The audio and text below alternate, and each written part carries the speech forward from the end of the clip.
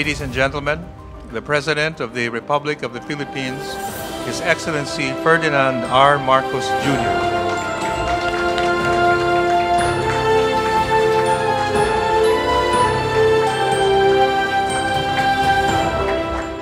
Thank you. And at least I can say good evening and not good morning anymore. Please, sit down. I'd like to greet the cabinet members that are here, the members of the business delegation, members of the media, ladies and gentlemen, good evening.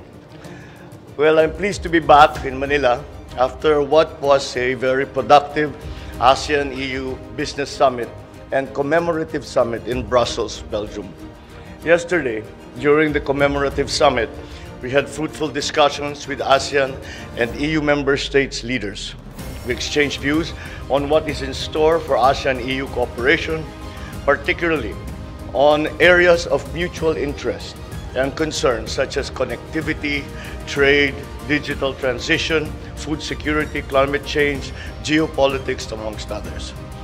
I was honored to deliver one of the opening remarks during the commemorative summit, in which I was proud to note the recent milestones in ASEAN-EU relations under the Philippines coordinatorship, the adoption of the ASEAN-EU Plan of Action for 2023 to 2027, and the successful conclusion of the first ever summit between ASEAN and EU leaders. And this is a very significant development that the EU has turned very, very distinctly towards the Asia-Pacific region when it comes to the driving force behind the new global economy. And this is not really surprising, considering that in terms of geopolitical agrupations, the EU and the ASEAN are two of the most active, best organized, and cohesive organizations in the world. And to put them together is a very important partnership because it is servicing over billions and billions of people, both in Europe and in the Asia Pacific.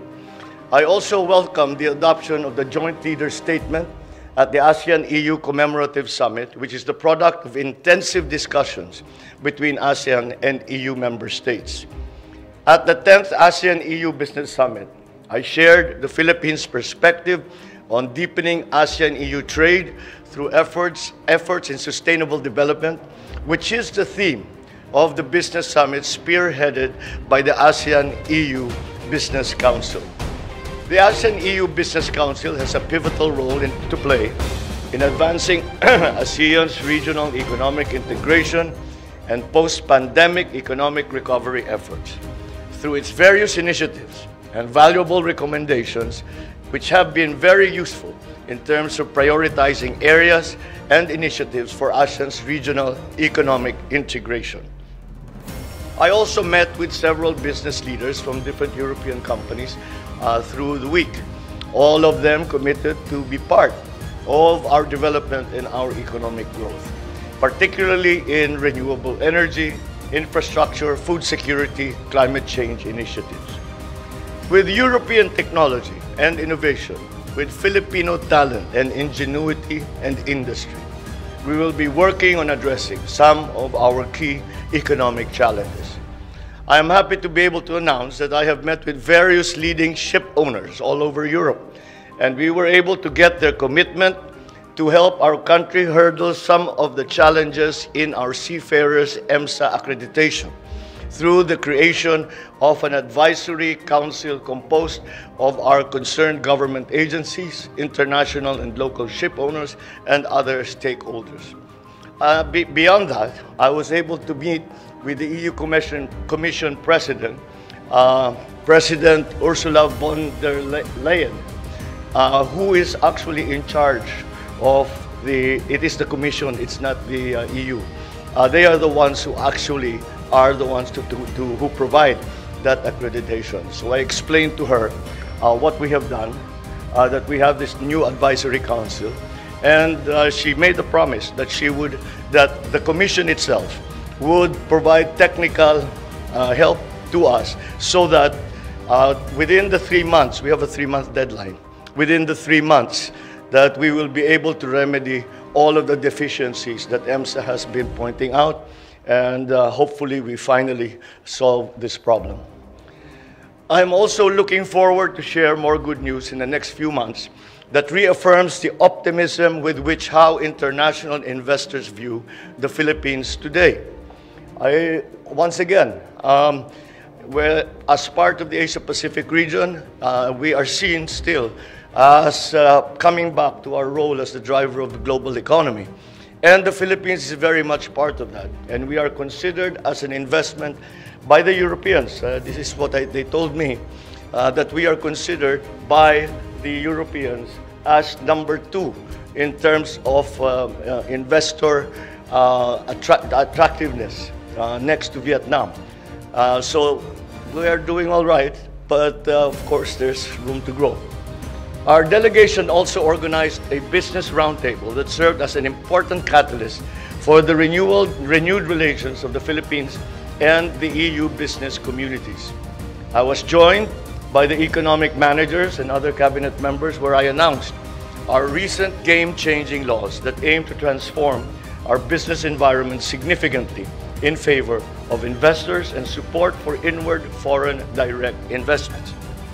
I'm also pleased to announce that European business confidence in the Philippines is high, as evidenced by the expansion plans of European companies that we met in the sectors of fast-moving consumer goods, in shipbuilding, renewable energy, and green metals. An estimated investment pledge of around 9.8 billion pesos has been received. I was also able to call on the King of Belgium, who fondly recalls his visit to the Philippines many years ago, and I invited His Majesty to visit the Philippines again. I also held bilateral meetings with my counterparts from the European Council, the European Commission, Estonia, Sweden, Czech Republic, the Netherlands, and Spain, with whom I identified many possible areas of further development and future partnerships. We will follow these up until they come to fruition. Finally, my trip would not be complete without meeting, of course, our fellow Filipinos who are living in Belgium. However, it was not just limited to Belgium, as many came from as far as Italy, Poland, Germany, and Belgium to be with us at the gathering. It was a very fulfilling event, as I was able to personally thank them for their support. I was also able to hear their concerns and update them on the priorities of this administration. As a final note, I am delighted that my first visit to Europe, in Brussels in particular, which has the seals of the European Commission, the Council of the European Union, and the European Council, is a successful one. And I can see how the outcomes of this visit will generate opportunities for the benefit of the Filipino people. Ang naging downside lang ay nakakahiya yung presidente niyo dahil nung nagsasalita ako, papiyak-piyak ako na gano'n.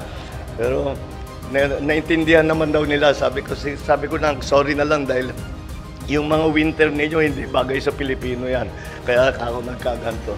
But anyway, besides that, I feel that we have laid much groundwork on which fertile groundwork on which we can plant the seeds of these new partnerships that we have spoken about with our friends and our partners in Europe. Maraming salamat po. Magandang gabi po sa inyo lahat. Mabuhay ang Pilipinas.